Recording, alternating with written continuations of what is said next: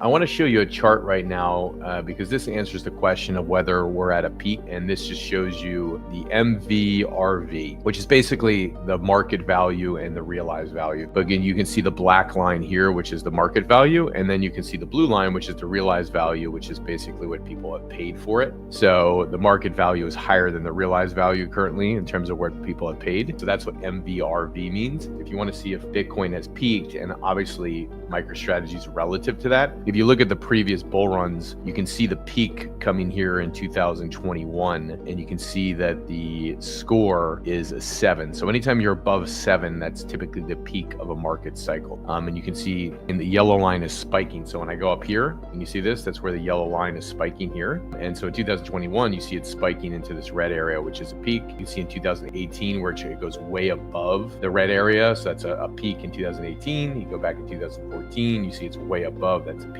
So if you look at us currently right now, the score is like in the 2s here. And so a peak would be up at 7. And so right now we're down in the 2s, 2.5. So per this chart, it's showing that we have not peaked in this cycle. And it still shows that from my viewpoint of it, we're still in the bull run. So this chart is helpful in looking at this from Bitcoin Magazine Pro. You can check it out yourself. Data's in there because it's always good to look at graphs and data to see what the hell's going on. Like I look for data that is real, but also data that reinforces my conviction of what I'm doing. So obviously I have a biased viewpoint on this, but I try and give data that's unbiased, and this is data that's unbiased.